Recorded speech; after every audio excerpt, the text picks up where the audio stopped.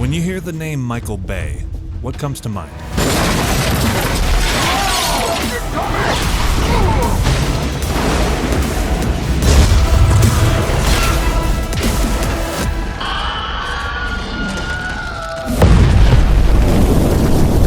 The last thing that Bay would be considered as a subtle filmmaker. I am directly below the enemy scrotum. But financially, it's worked well for him. So what if there was a time when Michael Bay tried to tell a story with patience and partially made a film thematically different from anything else he had made before and thereafter?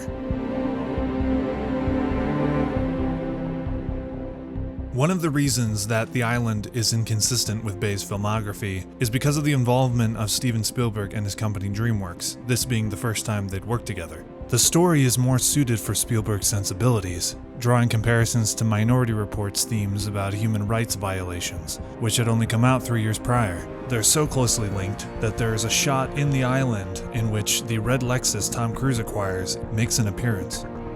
Seeing as how Bay tried to tell a story that would be in the same vein as what one filmmaker had done, this wasn't even the first time he tried.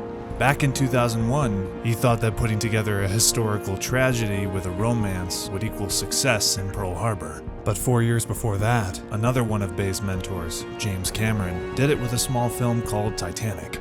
The thing about The Island is that it is both good and a bad film. One beat that appreciates the concept of two clones that have never set foot out into the real world is when they see a child for the very first time in their lives. Then Bay meets that with the destruction of a metropolitan city. One moment Bay is putting on his reading glasses to study the intricacies of his narrative. The next, Bay is loosening his tie, burning his suit to bring the already established tone off the rails with utter Bayhem. Good job! Make no mistake, the action sequences are gritty and proficiently well done on their own, but what Bay didn't seem to understand was how incongruent it would be to establish a contemplative science fiction plot and then turn it into Armageddon after an hour and 18 minutes. The level of bombastic scale with which Bay handles this is frustrating, but also is an interesting experience because it feels like you're watching two movies smashed together.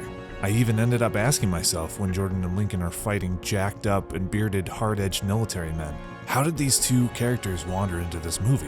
A better and more daring film is waiting to be discovered, as when Merrick declares a recall of the previous generation of clones that suggests a blip of commentary on euthanasia and abortion, which despite whatever stance you may have, is a commendable effort for a mainstream Hollywood film to do.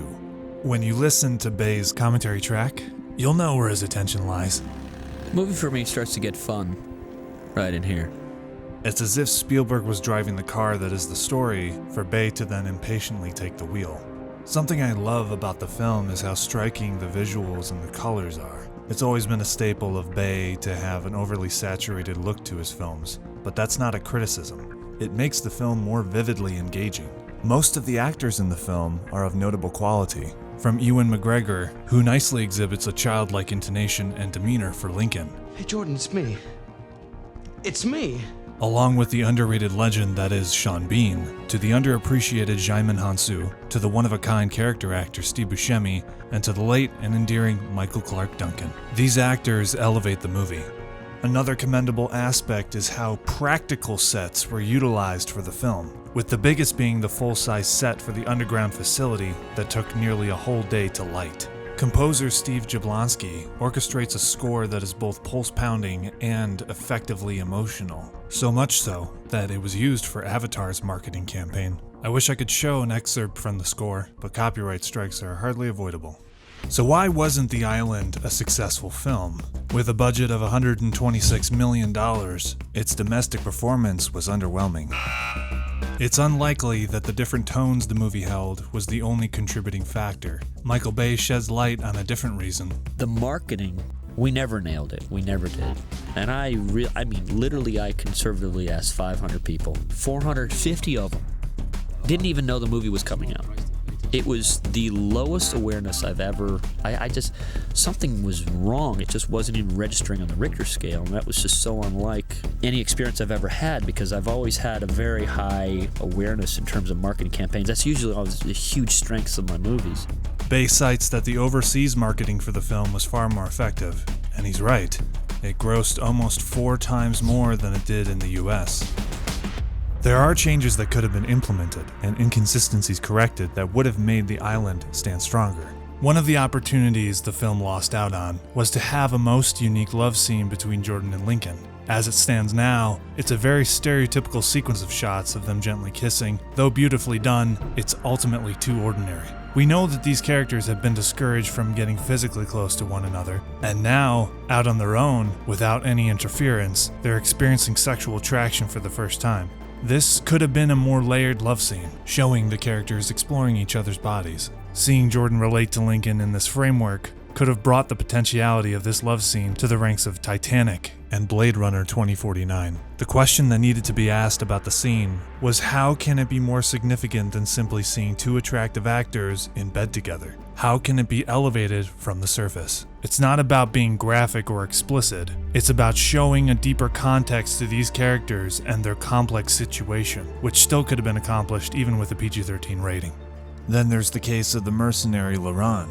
At first, he is so staunchly adamant that he and his team kill the 2 clones that he demolishes downtown LA, kills innocent people just to accomplish this. And then all of a sudden, he does a 180, begins to sympathize with the clones, and brings up a harrowing story about how he survived atrocities in Africa, and goes on to cast judgment on Merrick even though he kills for his business without question. Right here is a perfect instance where Bay got in the way of his own movie. Had there not been a gratuitous wake of death and violence within these bombastic action sequences, it would have made sense for Laurent to have a horrified reaction to the immoral lengths with which Merrick is willing to go. And then he would tell him this.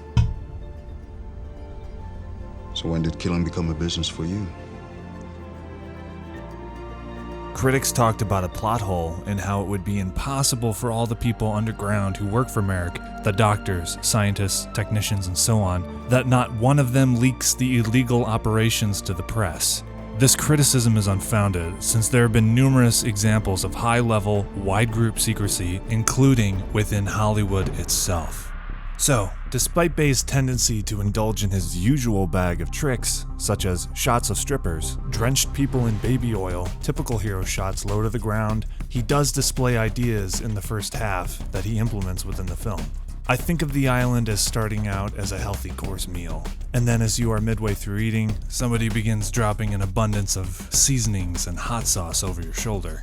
Those ingredients not being bad on their own or in other instances, when it's all combined into this context, leaves me wanting something better.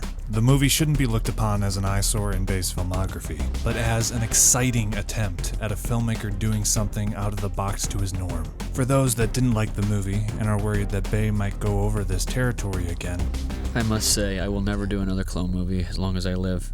You don't have to worry. If you like this video, please consider subscribing and donating so that more content can be made.